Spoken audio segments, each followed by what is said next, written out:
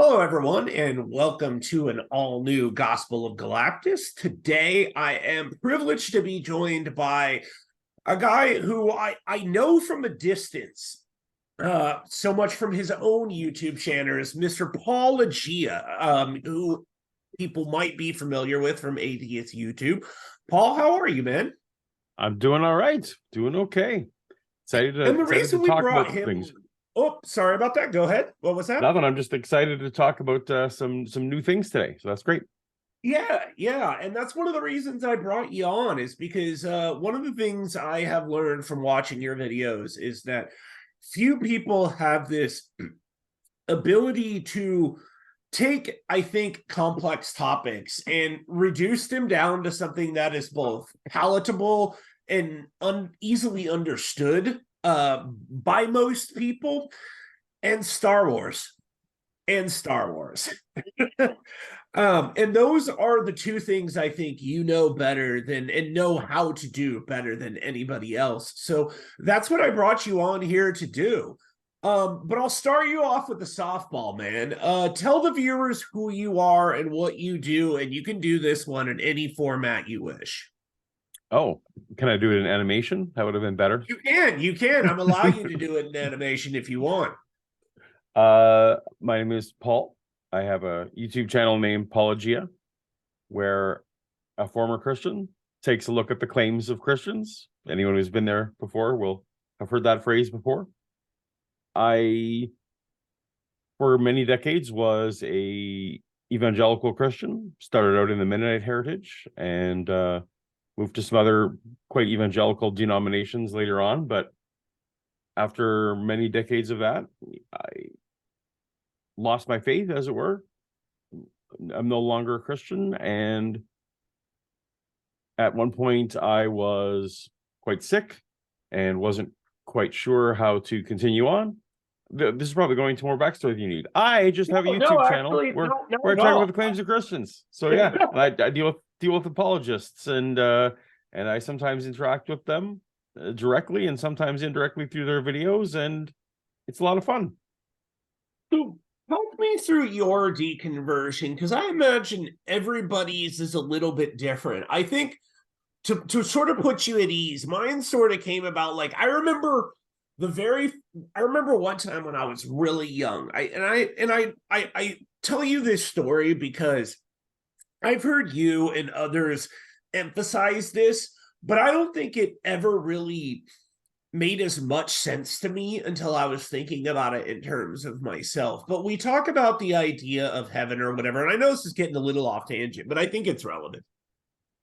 We talk about the idea of heaven sort of like being this eternal, like, and for us, we think of it as torture, this existence of just being.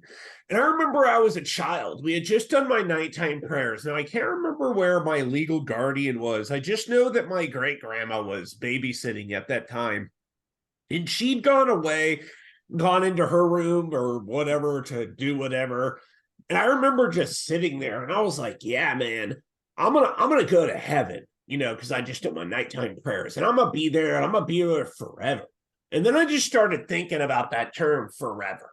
And I just kept saying that word over and over in my head. And I think even at a very young age, I kind of understood how, you see my hands going out, like how big of an idea, a term this is, and what it can do to somebody's head. And sort of like later on in life, I'd had that in the back of my head, and I was struggling, and people were like, we have just the book for you. Lee Strobel's The Case for Christ, if you're struggling. Nice. I remember getting this book, and I remember reading through like the first couple of chapters, and I'm like, okay, I can see why my church thought I might benefit from this book. But I remember reading the book and thinking, this is not doing anything at all to help me. Like, this might work for somebody with like maybe a superficial, like, I'm struggling with actually, I don't want to say that because I don't know who it may work for and who it may not. I know it didn't work for me. It did not work for me at all. And that's sort of like eventually what these little steps in there led to my deconversion story. But what about you? What was it that brought you around and finally just let go? Well, perhaps of interest to the theme of your channel, Sure. I after I left my job, which we'll probably talk about later in California, I came back to Canada, and one of the things I did was start a comic book publishing company, and I was writing a graphic novel at the time called Neozoic, and in Neozoic there are dinosaurs. And while I was a young Earth creationist, I wanted, of course, my books to sell. These weren't like Christian themed books; they were supposed to Sure. sell to everyone. And I thought, well, I better at least tip my hat or nod, to what these silly mainstream people who think that the Earth is billions of years old think about dinosaurs. So, even though I've loved dinosaurs all my life, I never really took to heart the facts about them, right? So anyway, I thought I would look up some facts and swallow, roll my eyes a little bit and include some dinosaur facts. Well, turns out, as I was reading about this stuff, some of the ways they determine some of these things actually made some sense, and in a way that kind of bothered my young Earth creationist brain. Now, as a Mennonite kid, I grew up with everything was accepted on authority, right? It was very top down. You do things because your parental authority, and then your pastoral authority, and then the board, and then God, right? Everything's just top down. So I didn't bother ever really investigating this stuff. I took it all on authority. So I just had this little mental note in my head, and this little pebble in my shoe, as it were. So yeah, in between projects, I had a couple-month break between some work projects, and I thought, you know what, I'm gonna go just read the best young Earth creation literature that there is, so I can, firm up my 6,000-year-old dinosaur belief, right? And this is very similar to what you just said. So I went and got the best possible book. You got Lee Strobel. I got Ken Ham books. I got the Answers books from Ken Ham, and I read those. And at one point, I was reading them, and literally the book, I just had to drop it, and it fell to the floor because the answers that I was giving, even though I agreed with all of Ken Ham's conclusions, they were just terrible. They were awful. They didn't convince me, and I held the same conclusion. And so then I was like, oh no, maybe the Earth is old. And so that's the slow start of it. But then the same process happened with other parts of it. So I'm like, well, maybe I need to, what can I know about the Bible if I start from scratch and not assume that that's true? Oh, and I learned about evolution, decided that was actually true. So anyway, piece by piece, this all kind of fell apart, getting down to, well, I don't even really have a good reason that God exists. And so those intellectual reasons were there, but my decades of emotion were still there. I talked to Jesus 12 times a day. I talked to him when I lost my keys. I talked to him when I lost my, I told him about when I was afraid of things, or when I was excited about something, or if I liked a show like that. Jesus was my best friend, right? And so that continued on for a while, but that interaction became more and more apparent to me that I was talking to myself. And so one day, this became several months of just, now it was all just emotional. Like I'm calling out, like I desperately want to cling to this. God, give me any reason at all to cling to this. And finally, on the treadmill, I did my one last gasp prayer, and there was nothing. And so then it was just gone. I pushed stop on the treadmill, and my faith was gone. But then I had to figure out everything, because all my friends, all my business partners, all my family, there was really no one important in my life who wasn't a evangelical believer like I was. So that was a very scary spot. But that's roughly my deconversion. It sounds like it was similar to yours. It was these intellectual pieces, though well-meaning to affirm myself, ended up doing the opposite. So Yeah. If you have follow-ups on any of the details there, but that's it in a nutshell. I think it's key that you mentioned that, because I mean, this is kind of to the side, but I had gone on a show a little while ago. You know, you get told on to these things when you do the atheism round. Somebody's like, "Who's a good person?" You mean like what I'm doing right now? Well, yeah, kind of, but in the opposite sense, Oh, like, I see. you know, you get called on to defend or to not, as it were. I got sucked into a little bit of drama with some people, and there was this one girl who had given her opinions or whatever on people, very forced opinions that were anchored in the Bible. And I got tabbed to go on to a show, and I won't get into what that was about because it's completely irrelevant. But you had mentioned your relationship. And I said one of the key things I think that people who are non-believers don't get when they get impatient with believers who may hold fast to something that we can't wrap our heads around. And that is the relationship that that person has with God can often be the last thing to go because it's the scariest thing to let go of. But I said, for me, what I think I eventually had helped me let go was realizing exactly what you said, that the person I was talking to was me. And it was me who was the badass that got me through all those tough times. It wasn't God that got me through them. It was me that got me through them. And it was talking to myself that got me through them. And that's kind of what I think is like a neat little aside to all of that. But I think that notion of having that relationship with God, that with that relationship, like, how scary was that for you to let go of? Like, when you talk about the toll that this took on you as like a person, you mentioned you took up this comic, right? Like, how far did the comic go after this? Uh, it actually had some sequels and it did pretty well for our company, but weirdly, there's a very strongly biblical themed in that comic. The protagonist of that comic, this is way offside, but the protagonist is a pastor's daughter. Okay. And my intent for that comic series had always been that she would come back to faith, you know, down the line. Right. I've now since imagined myself, if I was to continue that storyline now, it would probably be different. I probably wouldn't have her come back to faith, but neither here nor there. Oh, so how was scary? Like, You I could think I finish touched on it this briefly. storyline. What's that? You could finish this storyline. I You now at could. least have one reader who is excited to see the previous story and how this new version would end.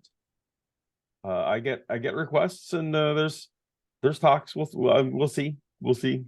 But my life is more writing religious themed content at this point than fiction. But that's all right. How scary was it? Like, I think I touched briefly. I mean, every relationship I had was affected, and in a negative way.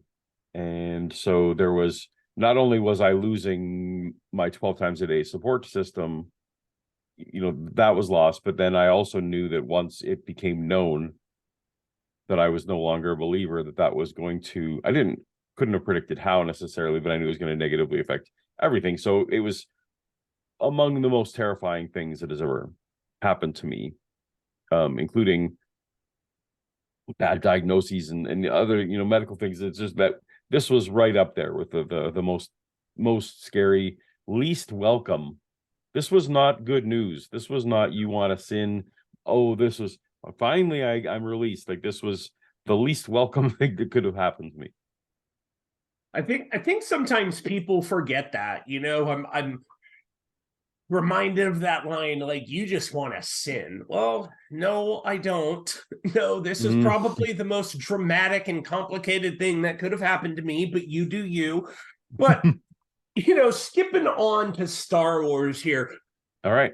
How has Star Wars fit into your life from, you know, either before, you know, your religious upbringing? I guess you've always been religiously upbrought, so you Yep. and me fall into that same.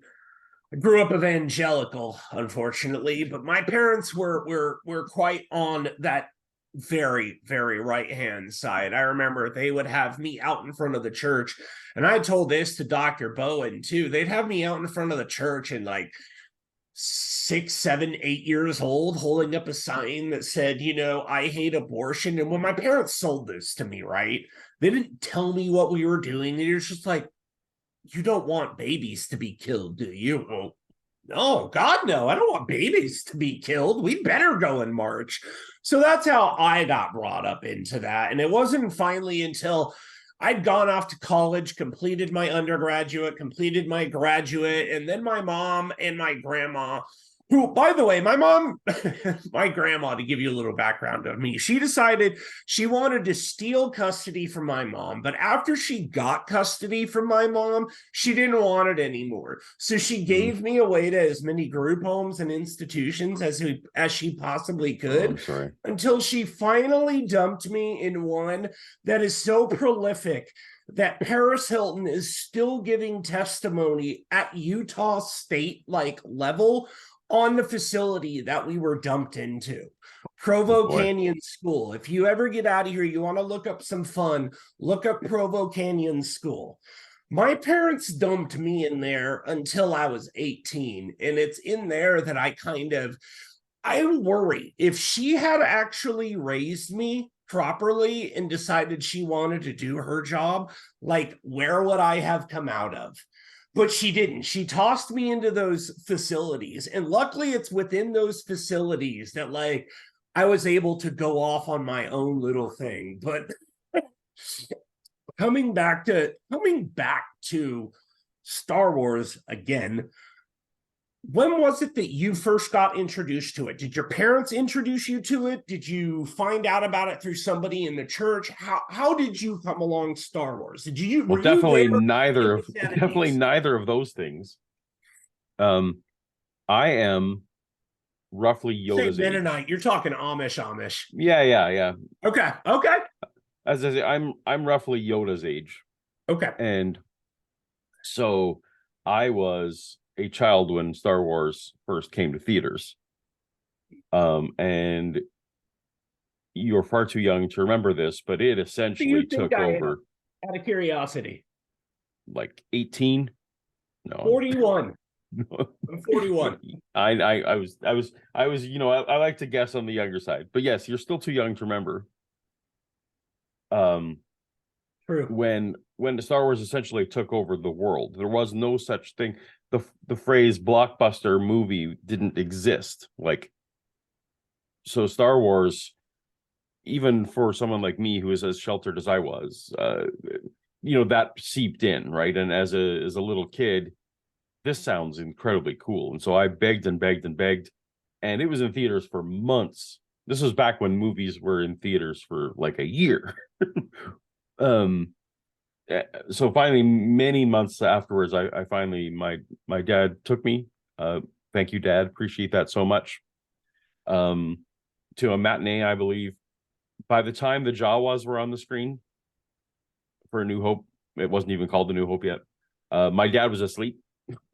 But I looked over and he was snoring. My life was just being changed as it was washing over me. It was the first live action film I'd seen. It was just completely life-changing for me. It birthed my interest in film, in video, in editing, in creative writing, in computers, all these things that a Mennonite kid should have no interest in. It birthed all of those things. So it was one of my most impactful childhood moments is seeing Star Wars for the first time. And fast forward later to the special editions, and suddenly the internet is brand new. I'm creating Star Wars websites because what else would you make a website about in 1997?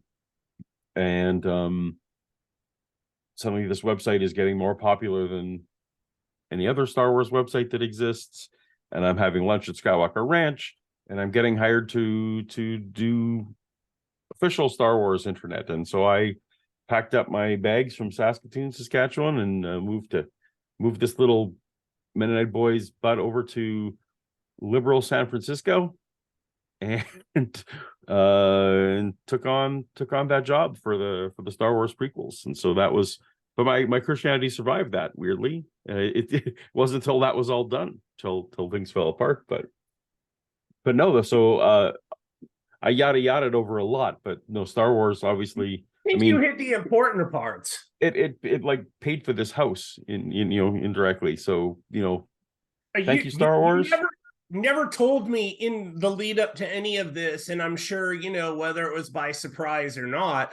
I think it's great that I get to hear it, like, and people can see my face. Like, I had no idea you wrote for actual sight or any of that stuff. So that was a little. I was on set for most of the filming. I was I met all the actors. I worked for George. You didn't know I worked for George? Okay, so all right, there's the thing.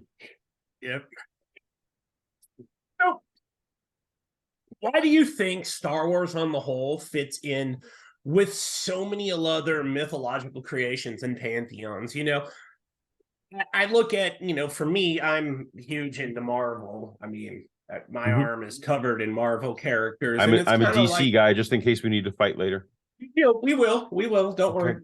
But I know for me, just getting sucked into, I think, something that made just so much theological sense, maybe not my theological sense, but this human need for theology and this human need for understanding stuff really clicked over with me in comics. It helped me make sense of a world that didn't make sense to me through, I think, much more intelligent people than myself. Anytime I got somebody like a Neil Gaiman or like a Frank Miller writing some of this stuff, you just get some, really unique minds that just have read and seen and taken in so much more than I would ever know. That just, it was like you said, having my entire eyes open to me. What was it for you? What do you think it is for you? The question is, how is Star Wars dovetail into mythology? With other. Yeah. Well, I mean, partially, and I know this from being there for the creation of some of it.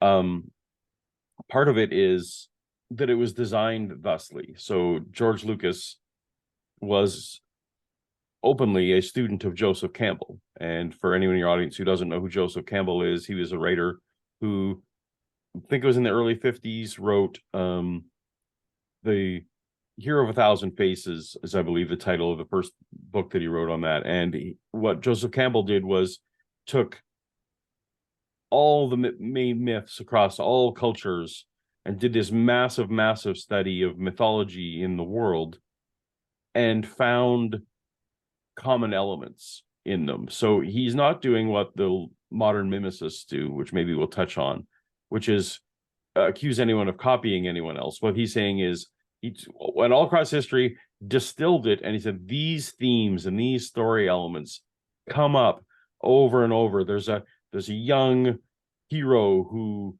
longs for adventure. There's a wise mentor. There is a call to action. There might be some distress. There's a pragmatist who helps them along the way. Like, there's all these things. And George was literally, I mean, the movies he made before this, THX 1138 and American Graffiti, that kind of thing, they were nothing like this, right? No. American Graffiti, I got it just to see something different from George. And yeah, it's crazy when you watch some of his earlier stuff. Nope, not at all Star Wars. So he very specifically said, well, I want to take my movie and make sure that my movie hits all the same beats that Joseph Campbell has distilled and put forth and discovered. So it was almost paint by number designed to be patterned after and reflective of our entire human history of mythos. Like, it was designed to be thus. So it's not surprising then that it can easily dovetail into the studies of modern mythology, which most of those stories, of course, by accident happen to fall into these patterns. And of course, at the root of these patterns is human nature. It's not like, there's there's types of stories that we respond to because of our evolution. And so it doesn't matter actually across cultures, we tend to respond in similar ways to similar beats. And so anyway, why do I think that is? It's actually by design in a lot of ways. It's often made me wonder about this, because I've read that before. I mean, I've tried to read, admittedly, not as much as you, because my interest lay with other fan fictions as well. But I've wondered, when looking at the different movies to Campbell's work, you might be in a position to answer this. Was there a point at which Lucas wanted to fit different myths within the different elements of the stories, episode 1, episode 2, episode 3? I know that he does that within episode 4, 5, and 6, but you could speak to 1, 2, and 3. Was that still part of the process then? 1, 2, and 3 are very different monsters. They are. I liked them. You're not talking to somebody who hates them, so. Well, that's good. That's good. But no, George's mind. So, and you can tell between episode 4 and episode 5, even George was starting to get into Eastern philosophies. And if you remember, in the early 80s, if you're in evangelical circles, right now the enemies are wokeism or liberalism or that kind of thoughts. That's the big enemy.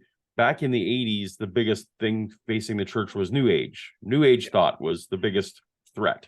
So me being this kid who shouldn't be watching movies or doing these kind of things in the first place, being so into these movies that by the time Yoda's on screen are clearly, incorporating Buddhist and Eastern ideas, that was a huge problem for me, just getting the stuff into the door of my house. But so no, there was all that. George was raised Methodist. Some of that's in there. By the time we got to 1, 2, and 3, George's interest had moved, and I'm saying this as an observer. He hasn't. This is just what I observed.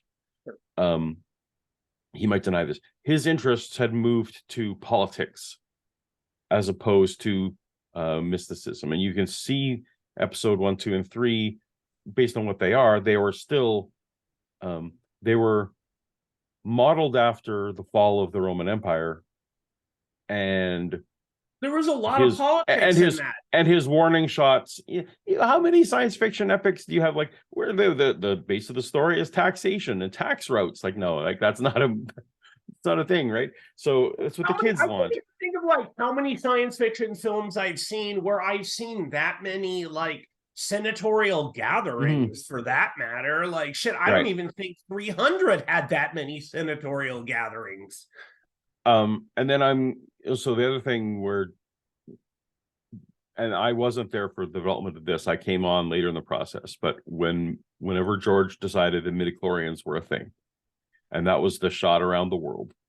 And maybe we'll touch on this later, but midichlorians were, in his own way, putting a bullet to the religious part of it, right? Because we had the Force in 4, 5, and 6, and that was mysterious ways. That represented supernaturalism. And that's part of why Christians like Star Wars instead of Star Trek. It had that world. Star Wars world has the supernatural to it. The Force was not a natural thing. And then all of a sudden it's like, oh, midichlorians are something in your blood that help you chant. And then it just like, it kind of pulled the rug out from a lot of the religious tones that was. That said, he still kept that the Jedi were analogous to the church. That was very much kept, but a corrupt church, and a church that deserved to come down. In a way, he was taking a wrecking ball a bit to his own. Oh, everyone loves Jedi and everyone loves this. Now they're terrible, right? Sense when you think about it in those terms. You're like blowing my mind right now. So keep going. I never thought about it in terms of a church that had to come down. But the minute I think of it like that, I'm like, okay, yeah, that makes a ton of sense. so the Sith and the Jedi are, the two sides of the same coin. Yeah. They're essentially utilizing the Force for their own creeds. Like, and so you get 1, 2, and 3. You got prophecy, right? You got virgin birth with Anakin. You've got all these religious tropes are tied. You have to be celibate. You can't, like, all just how George viewed organized religion in general, not a specific denomination, but just Jedi represented organized religion, and that they were ultimately into this black and white thinking. And the Sith, from George's perspective, is literally just, it's just a sect. It's just the more fundamentalist version of what that church is doing. It's like, oh, well, we have to, the Sith just have to control this. There's only 2 of us, and we have, but they're not really that different.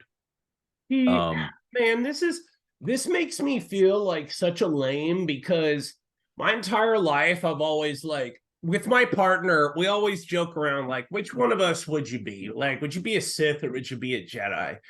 And she always is like, I'd be Sith, man. They're always having more. Or no. She says she has to be Jedi. I continuously say Sith seem like they'd have a lot more fun. And while she agrees that they'd have more fun, she just doesn't think her morals, her ethics could live up to that. She's like, no, I'm too good of a person. I'm like, man, I feel you, but nope, I'd have been a Sith. They're just having way too much fun. I don't know that I could have rejected all that fun. But now as I sit here and I think about it, me being a Sith would have been everything I hated about myself growing up, the fundamentalist sect. And now I feel like this gigantic lame that I completely fell into the trap that I was meant to fall into, and I didn't see it coming.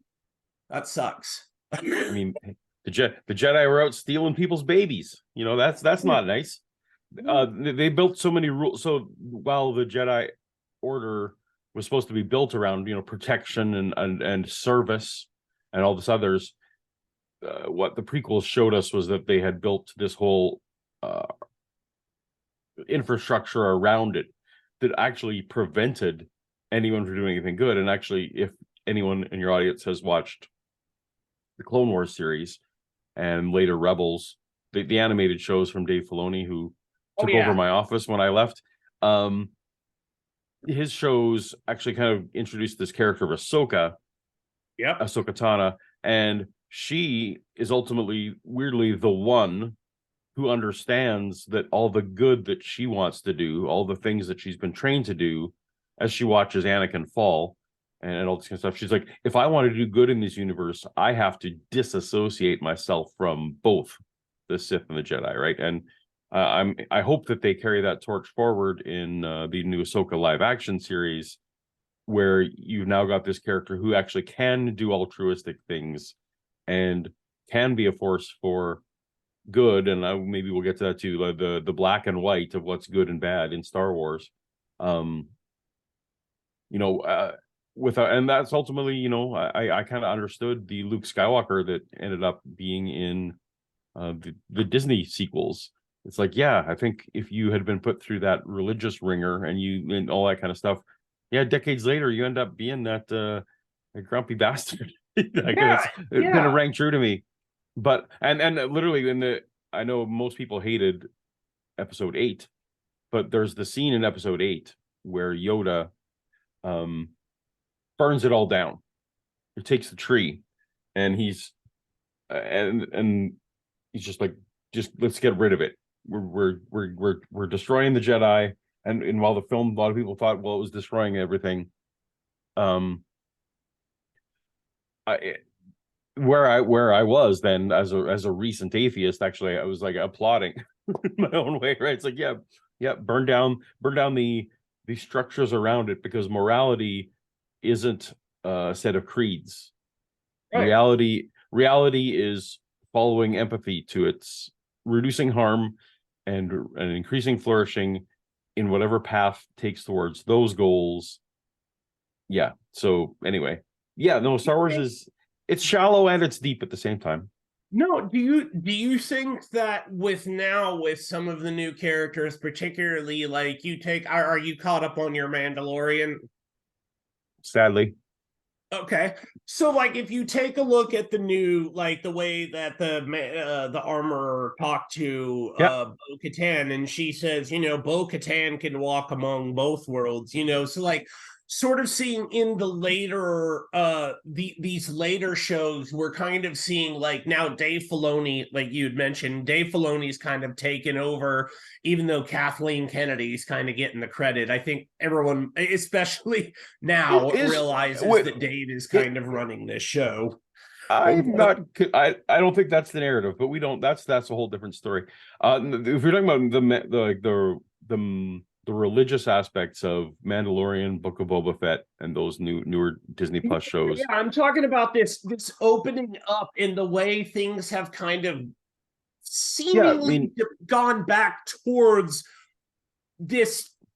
What am I looking to say here? We've kind of delved back into the importance of the Force, and I don't know if that's because Disney took it over and kind of was like they eliminated the extended universe. They're like, this is just too complicated for people to understand, even though they're now bringing elements of that back in with Thrawn and whatnot. And I'm sure that other characters in the extended universe will get their shine, but it kind of seems like they're leaning back in towards the necessity of having the Force, the necessity of having the Jedi in building back up, or at least they were until the Mandalorian Grogu got so big that they decided to keep him over here. I was from somebody who was in the thick of it till now, what are the differences? And I know this is going a bit off track, but what do you see as some of the philosophical differences? This is kind of just a me question. Do you that's think fine. there are major philosophical differences between what you've seen now versus what it was with Lucas? Well, when it was before George sold Lucasfilm, it was entirely his vision. Now, I Yeah, was part of the story group. entirely. I was great. George didn't actually care much what happened in the books and the novels, other than to not do certain things. He didn't. So we were allowed to. The story group was allowed to play quite a bit there. What Disney though is not. I don't feel like there is a strong hand of the story group wheel, and that there is actually a direction. I think what you're getting is so on the Marvel side, there's no Kevin Feige over who's saying it. No, this is the macro story, and you're welcome, James Gunn, to tell your story here. But It that needs to fit in with it the still needs to larger fit into the ethos. macro story. I honestly don't believe that there is a macro story at this That's point. fair. Okay. All that said, when we talk about the Mandalorian verse, the stories that are connected to the Dave Filoni, Jon Favreau stuff, is fascinating in both in Book of Boba Fett, with the Tusken Raider kind of religion that we got there, and then very overtly the clan that needs to keep the helmets on, Right. the Mandalorians who are in the sect part of the way. Night Watch. Yeah, they versus the rest of Mandalore, who we established were much more liberal and free to do things. The battle between fundamentalism versus liberal interpretation of religion, that was so overt, like you couldn't miss it. And I was there for it. I thought it was a great way to tell stories about that's in our world, and that's what best science fiction does, obviously, right? It can comment on our world in a way that didn't seem offensive or whatever. And it also actually, in a way, as someone who came out of a fundamentalist upbringing and recognized some of those patterns, I was actually kind of hoping people watching Mandalorian may better understand like how I grew up. Like I grew up in a Night Watch situation, right? That's always great. So that part of storytelling was delicious. I think where I would maybe disagree with you is that they were going back to the Force per se. I think the Mandalorian, the original idea was to try to have Star Wars without lightsabers, and without the Force, so that kind of stuff. And I wish they'd actually stayed even further away.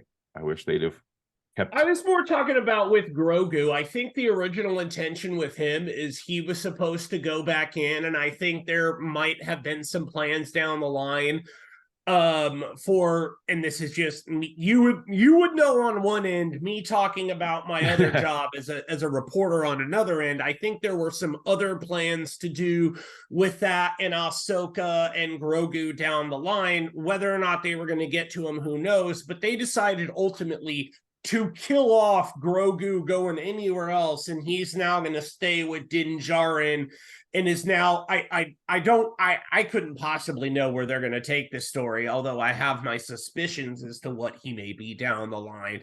But it felt like in the early going they were going back to that Jedi, because that's why they even de-aged Mark Hamill to bring him back, to put him in as that, or I think it was Sebastian Stan, maybe one of the two, at the end of Mandalorian season 1. And then obviously due to the popularity of Grogu and whatever behind the scenes, they decided not to go that route and then put him back with Din.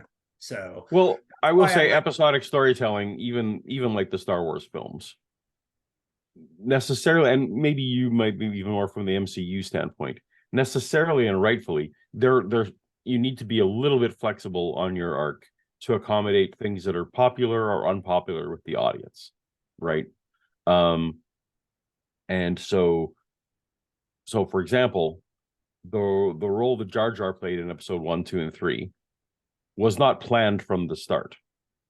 Jar Jar's role in 2 and 3 was a response to, and I'm not saying it was an appropriate response, but it was a response to the audience, right? And so I think all episodic storytelling reserves the right to do that, especially in a TV series. You can find out look, the next door neighbor Urkel is popular, so we should put them in more episodes, right? So Grogu, I think, is that. I do think that Grogu needed to stay in the show because it had essentially become the Baby Yoda show after that first episode. So I suspect there is some truth to your suspicion there, but now we're way off track.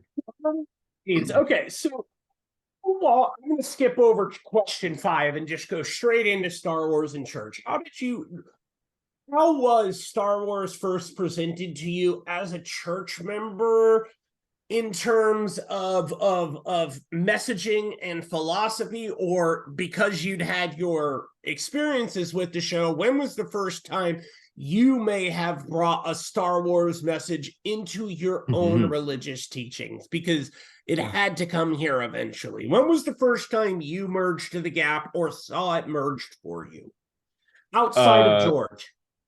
Yeah, no, well, I mean, definitely, I think I alluded to it sooner. Definitely, for my pre-Lucasfilm life, Star Wars and church were oil and water. As far as now, the church I grew up in was one generation away from the black everyone, the genders sitting in different sides of the church, men's section, women's section. Speaking in English was relatively new in my church, as opposed to Low German. So my church definitely saw Star Wars as just the epitome of the devil trying to get at the children through New Age movement. So there even was a book I think in the 90s that was like Jesus and Star Wars, or Luke Skywalker. It was like trying to pitch the parallels. There are a lot of parallels. So Star Wars is a story about, it's a redemptive arc, 4, 5, and 6 especially. The Christians, there's a reason why Christians do love Star Wars. It has those themes of, it's very black and white, what's moral, what's immoral. It's you're either on the dark side or the light side, nothing in between. It's a story of a son redeeming his father, and on your deathbed, if you repent and recant, everything that you did in your life is forgiven, and you end up, being alive forever in the Force. There was definitely Christian themes if you wanted to see them, if you wanted to make them there. I don't think they were intended to be there, but you definitely could. No, for me, the church, those were separate domains. And so when I went off to Lucasfilm, I definitely had a group of people praying for me.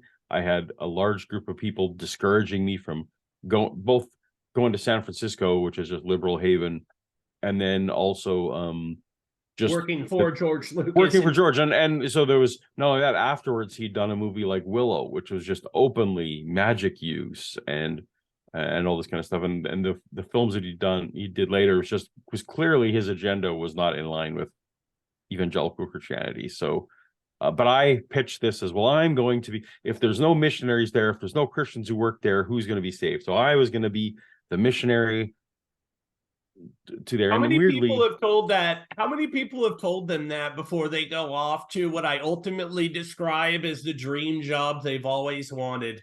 Of course. Yeah, no, it was as cliche as it gets, but I was in my 20s, so whatever. No, but then when did I ever bring it in? I don't know if I ever. So I was after I came back. Even during, I was a music leader. I was a youth leader. I set up Bible quizzing competitions across North America.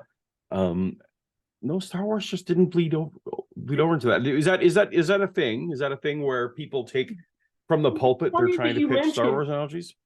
It's funny that you mentioned you were a youth pastor, because that's where I got into it. Because, see, like, my family had it, but I never, before then, your family's just watching movies in the living room. I don't really know what it was. They never really talked much about it. But when I got into youth group and I was going to junior high group, I was right when the THX versions came out. And my youth group pastor was so unbelievably stoked because, like you, he'd grown up in the 70s, was just enamored by this. So immediately we began having nights, for youth group nights, where we'd watch the trilogy, or we'd watch one night, one another night. And then that was just, he would do so many messages about this stuff. He would relate to other people. Maybe it was just an Orange County thing. Like, I just assumed it was ubiquitous, like, to a certain point, because everybody I'd meet other youth pastors, and I'd tell them what we were talking about, and they'd get just as excited, because we used to go to all these different places as youth groups, and we'd meet up with other youth groups at like Lake Hume or whatever. And just, I remember we had this one boat we went out, it was called the Rapture, and we were there with another youth group. And once they found out that, like, we were doing our thing on Star Wars, like our talk on Star Wars, they quit their talk and came over to our talk.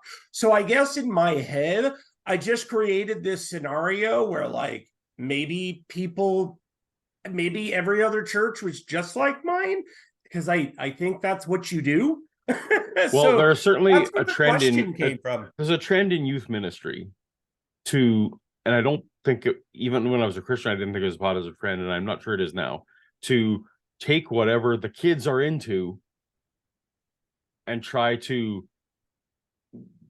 bolt that onto Christianity somehow. So I watch apologetics video far more than I should. I see now, like, whenever a multiverse movie comes out from Marvel, they're like, well, does the multiverse prove God, or does it prove God, or what are the Christian themes in Spider-Man Far From Home, or what are, like, they will take, or now that they'll be on TikTok, it's the whatever the kids are into, a youth pastor is going to try to bring that around. The joke when I was in Bible school was always like, hey, I noticed you have 4 wheels on your car. Did you ever hear about the 4 spiritual laws? Like, like you try to weirdly do a Ray Comfort style, like whatever it is you're talking about, I'm going to try and relate to Jesus mentality. I think is a thing that happens anyway. No, and I think that, it's interesting, because as I look back on it now, I can't tell whether that's exactly what Lags, his name was Chris Lagerlof, I can't tell if that's exactly what Lags was doing at the time. I feel like at the time, it might have been a bit more genuine. It was his own love of Star Wars that got everyone into it. Oh, sure.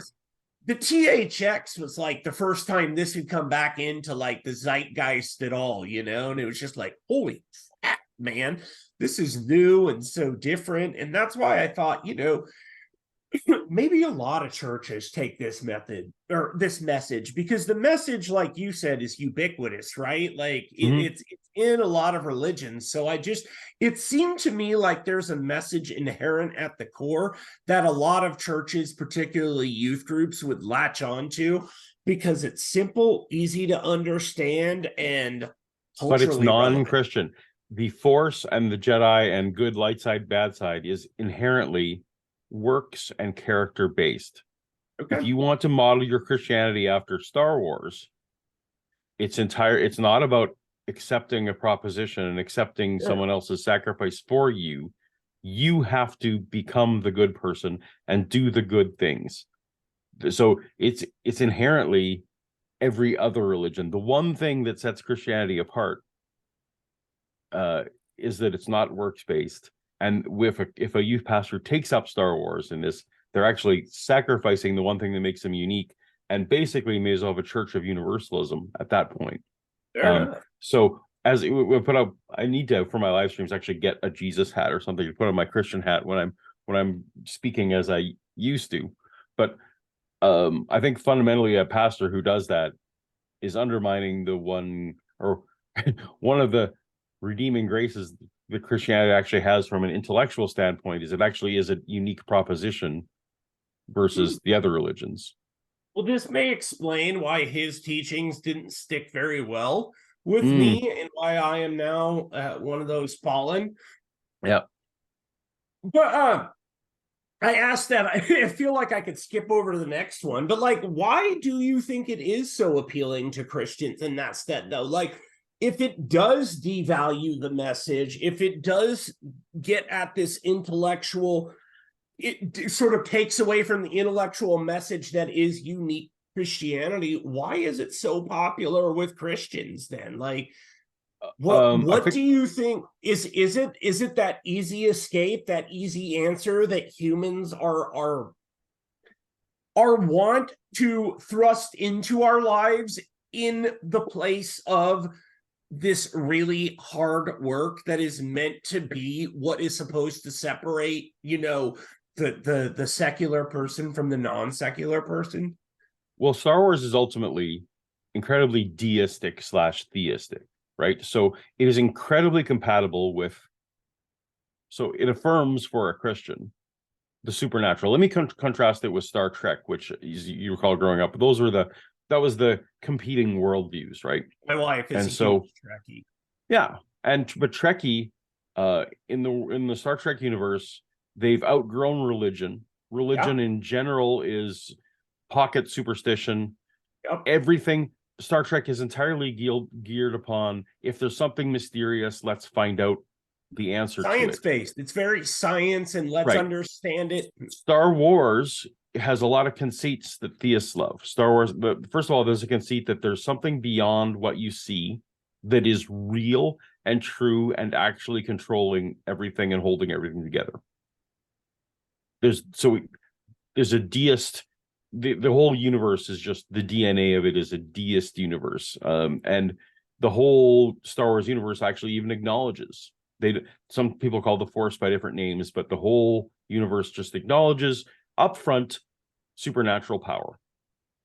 Then there is the notion that there is black and white, good and bad. Good and bad can be in its own almost nouns. There is good, black and white, bad, and you pick a side, and that's where you are. And that is very Christian, simplistic, moral thinking. Good, bad, black hat, white hat. So, and the people who are on the bad side of things will ultimately lose, and the good side will ultimately win. And only through personal redemption can you move from one to the other. And if you go to the other, it's got a very religious language. You fall to the dark side. You all this kind of things. So it grants as the backdrop what theism wants us to grant. It wants us to grant objective morality. It wants us to grant the supernatural. So those come for free in the Star Wars universe. And I think and those in other science fiction universes that are more science-based, that's the antithesis of what they are. So they were able to embrace it. And it's also, I think there's something about the fantasy genre. You have your J.R.R. Tolkien, your C.S. Lewis, and Star Wars is closer to those than it is to Arthur C. Clarke, right? So what do you think it is about those genres? The J.R.R. Tolkien's, the C.S. Lewis's, your Frankie Peretti's, if you will. Like, what is it? I had to throw that in there for you. Yikes. What do you think it is about these books that just get people to run to them? Is it because every single one of these things is so different, yet they're so the same, and I think this may come back to what you were talking about at the top of our podcast with these common tropes and myths that appear and are centralized to these things. But what is it about the need for us to couch our stuff within almost just the ludicrous, right? Like if you were to go back into like the 1500s and like tell them, all right, about 600 years from now, we're going to talk about theology through the lens of Marvel, Star Wars, and Lord of the Rings, and they would probably just have this blank look on their face, one, of what the hell is that, and two, like, how on earth did you destroy what makes religion great? I mean, because for them, the Marvel was just actually reading out of the Bible, right? Like, I'm gonna push back on you only because you picked a weird year for that. Okay, go ahead. So would you not say that the Arthurian legends, okay, fair enough, were doing the identical thing? It was taking Christianity, King Arthur speaking to God, looking for the Holy Grail, wrapped up in Catholicism, was out on the similar quests to convert people and to save the world and to slay dragons, depending on which Arthurian legends you're talking about. But I feel like what we're really talking about is an indictment of the Bible to capture the Bible stories themselves don't actually capture generation and generation and generation of what we have at our heart is the storytelling need, the hero journey that we need, all those kind of things that we aspire to. The Bible doesn't fundamentally meet those. And that's why generation after generation after generation comes up with Narnia or comes up with all these other Mordor, like these allegories. Peretti, you mentioned. Would those honestly be needed if the Bible met our literary needs? And it just doesn't. No. And so that's why the Bible, to be fair, wasn't, I guess, technically intended to do that. Right. But you also see, even in Jewish oral traditions and in all these other things, there were other stories going around. Like there's Homer's Iliad, there's the Aeneid, there's all these other stories that were being told around, and it wasn't the Bible stories. The Bible stories are all these, they're morsels, stolen from these morality morsels, right? And we haven't got into that, but there's, depending on how you view these things, yes, they were borrowed, or at least if not stolen from, in reaction to the other stories. So I think this is just a fundamental literary failure of the Bible to tell a narrative. So the Jesus narrative doesn't do anything for us, right? Because we cannot be, none of us are the Son of God. So we can't put ourselves in that, but we can all discover a wardrobe. We could all be handed a ring to help destroy the earth. We could all be handed a lightsaber. We could all it's like the Spider-Man. Anyone could wear the mask. We could all be bit by Spider. We could all be adopted by Bruce Wayne. It's just like those are the story. Those stories tend to resonate with us because they are somewhat aspirational. The Bible stories are not aspirational. Now, what does it say about the fact that we think being adopted by Bruce Wayne is a more likely event than the stories in the Bible? I'm not getting adopted by Bruce Wayne anytime soon. Well, you're a little old. You don't look as good in tights, perhaps. I'm not sure. You know, but I think one of the reasons I do so enjoy listening to you speak is because you remind me of my high school English teacher in just a way I would think I'd have something just really brilliant in my head, and then you just have the ability to flip that on its head and get me to think about something from another perspective. And I really enjoy that because it's not something that I get to do very often. But yeah, I do think that for me, if the Bible had met those needs, I don't think that I would have sought so many morality tales within the X-Men, within Right. Spider-Man. I Yeah. don't think I would have sought them out. And I don't think I ultimately would have said that for me, this makes more sense to me than this. It's not that I wanted to disbelieve the Bible, it's that it didn't make as much sense to me as some of these other things that we come across. And I think at the end of it, that's sort of like that gets to the heart of what you just said. Like if it wasn't the failure of the actual text, we wouldn't see reason to seek it out elsewhere. Like, when did you come to that realization, or have you just been fortunate in that you've always realized this? No, so I laugh because you say, you have this ability to flip all these things in the head. You got to realize that for many, many decades, more than I care to admit, I was completely I didn't understand any of it. I was in the whatever pastors told me, was just taking it as face value. This is all since 2016 that I've had to basically reconstruct a worldview from nothing that I can now recognize. So this is all fresh and recent for me. So if anyone in the audience is like, we all need to rebuild our worldviews, and some of it's embarrassing, frankly. Some of the times, some of the things that our former selves used to believe. I guess we need to sometimes give our former selves a bit of a break. Right. Yeah.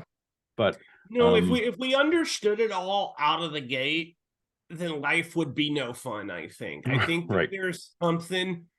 I think there's something to be said about the comic trope where a being comes to Earth with unimaginable power, unimaginable intelligence, unimaginable. I mean, you just kind of go back to almost the Watchmen type thing, where you're just sitting there looking at Earth like these people, what the hell is the matter with them? But then they meet human beings and there's this inherent quality that they can't figure out. Like, what is it that makes these human beings so interesting? Well, I think that's it. That's it right there. That's what makes us so interesting, is that right.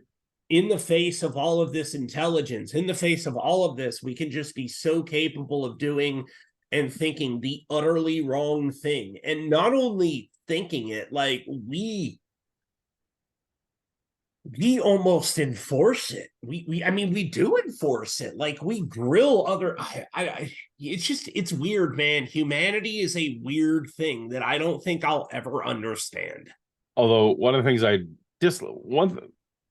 dislike about science fiction in general, I can't get over the human centric stuff. Like even Guardians of the Galaxy 3, right? The antagonist in that film, he's like, oh, there's always something about Earth culture that it just perfected music, and it's just better, everything's better, and rockets everyone's all about, oh yeah, humans did it best, and Ego said the same thing. Come right? on, man. We've done some great stuff, but with all of these planets, you mean to tell me that Nirvana's the best that the world ever had? Yeah, the galaxy's ever had. Yeah, no, I get it. It's that made me. I rolled my eyes when that happened. So I'll admit that the High Evolutionary, I thought, was probably one of the most terrifying villains that Marvel's ever put out, just in terms of the actual detachedness of his character. while at the same time being the most boring character I think I've ever seen, right up against Ronan the Accuser from the original Guardians of the Galaxy. And I think that's the problem with the Marvel films, that until we got to Thanos, or even now going out with Kang, but that's kind of up in the air with Jonathan Majors' problems. But let's just say that Kang is replaced. Before, hi Trix, say hi. Before all that, the characters were just kind of like one pot. Like they haven't really done a good job of making the villains. Like, I think that's why Thanos spoke to so many people, is you finally had a villain that just made some sort of intellectual sense, even though he didn't. But whatever, that's neither here nor there. I want to close out with a couple of fun questions, man. Do it. What are some characters that stand out to you from the extended universe? I mean, for me, I've always been a huge fan of Exar Kun and Darth Bane. Who have been your favorite characters in the Star Wars pantheon? Does not have to be the pot characters. I'm somewhat familiar with the universe.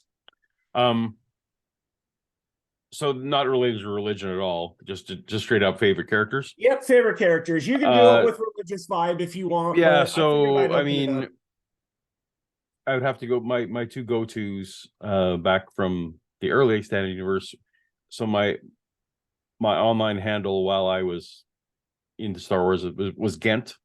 There was what they called a slicer, and he was long blue hair. He was the first Star Wars character that was an introvert and socially awkward and just didn't want to be around other humans, but watched and knew his talent was essentially knowing in advance what people would need and providing it for them, but stepping back and not like taking any credit. Just for me, Gent spoke to me very well, and I hope that he survives and somehow comes back into the new canon. The second, my absolute favorite, Mara Jade.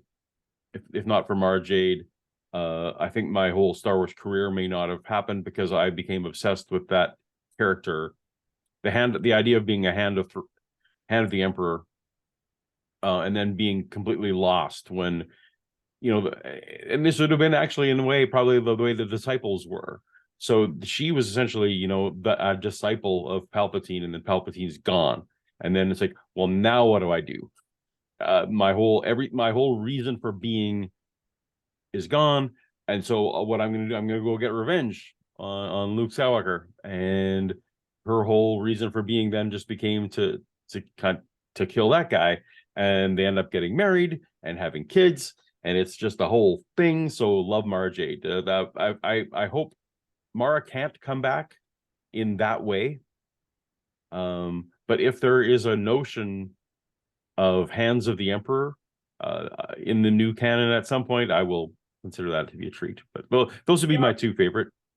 I mean, we already know what we're getting. We already know the Thrawn trilogy is on its way. But I think that had to be done because, this all kind of circles back towards where we started at the beginning. It's like that trilogy, that Timothy Zahn trilogy, sort of kicked off that second reinvigoration of love into Star Wars, and ultimately allowed Lucas to make those other films, is because of how incredibly popular Thrawn was in those books. And it makes sense to me, man. Like, Star Wars just continues to be the goose that gives, man. I don't know how they do it, but they continue to find ways, even in later eras, where you would think that the conversation with Star Wars would have run dry, but even here in 2023, it still finds its way to insert itself into our conversation so well, I think. Absolutely. And to close out here, man, I usually have some profound little bit here at the end, but I'm just going to open it up to you to say anything that you want, because you really have just, I think, really made this a lot easier on me than I was kind of anticipating. But yeah, no, what if you got to say anything you want, what would you say? Well, I have a Not channel, so anything. I can say anything I want anytime I want. So I'm going to ask you a question Yeah, instead, because please. I became curious. It's a thing I think about a lot. So in Thor: Love and Thunder, Mhm. they gave a nod to, oh, it's the carpenter god, and you know that may or may not have been Jesus. We don't know in the pantheon. Do you think that we will ever see Jesus as an avenger 50 years from now, 500 years from now? And what will that do for Christianity, do you think, if that was ever to happen? Like, will Jesus ever become so mythologized and so separated that we can put him in a Marvel movie? We already kind of have. So in the Marvel pantheon, there are actually two characters called the one above all and then the one below all. Now, the Yep. one above all, the only shape he's ever taken, which is why I said kind of, is Jack Kirby. But the powers that Jack Kirby has as the one above all are nigh omnipotent. Like, of course, there are plenty of characters in there that have nigh omnipotent powers.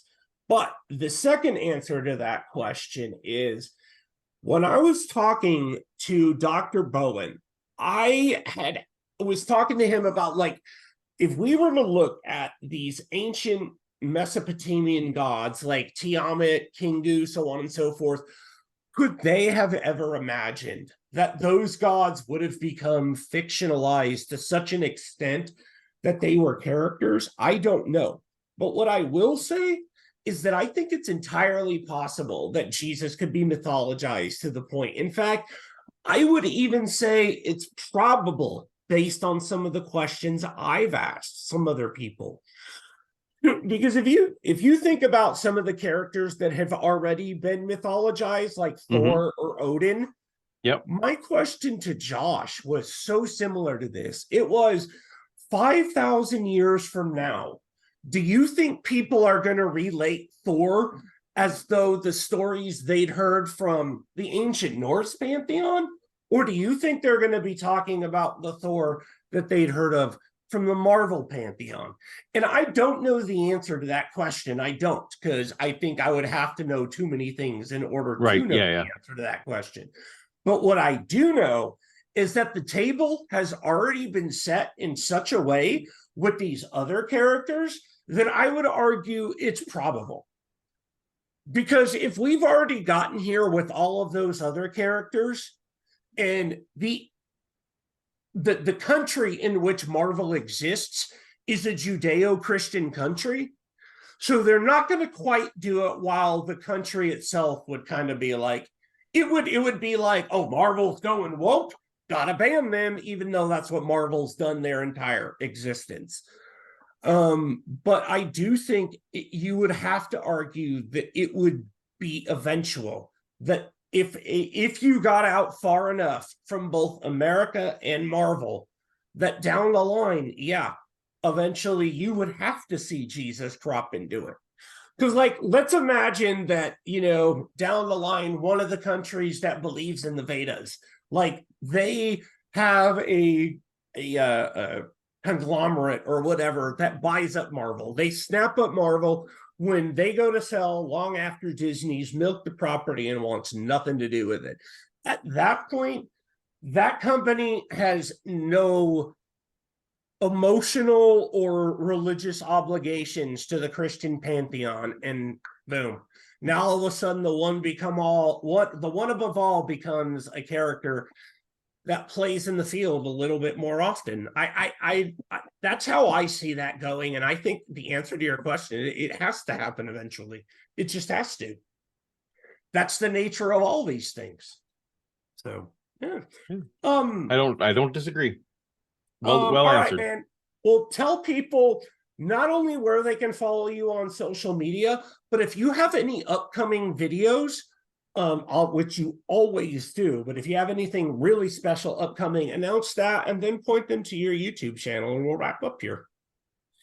Um, If you you want can them to. find me on most social media at Paulogia, Paulogia, and you type that into whatever search engine.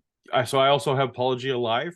So if you're aware of me only as a cartoon and are not used to seeing my face, about half the work I do is now in this form. So if you enjoyed this conversation, go find Paulogia Live and subscribe there, because I could use your help. And one of the things we love to do there is I have another show called Toast to Toast AM, where we look at weird conspiracies and stuff. So that's also a thing that people may not know that I do. So I'm full of surprises, I guess. But no, just Paulogia videos. There's always videos coming out. Got a really cool one coming soon with Robin Faith Walsh, Dr. Robin Faith Walsh, but I think that may be out by the time this is aired. I don't know when this is airing. So it's gonna go up. I'm gonna put this up tonight. By processing time, it'll probably be up tomorrow. All right. Well, I'll tell you what. We'll race and we'll see which one's up first. That's right. Sounds good. All right. Well, this was a pleasure. I enjoy talking about Star Wars. Is a passion that I don't get to talk about that often anymore. So it's great. You know, man, I think if I would have known that you had actually done all that you did, and that's my fault for not asking, but I think you could forgive me for not asking, hey, did you ever work on Star Wars? Just not a question that comes up.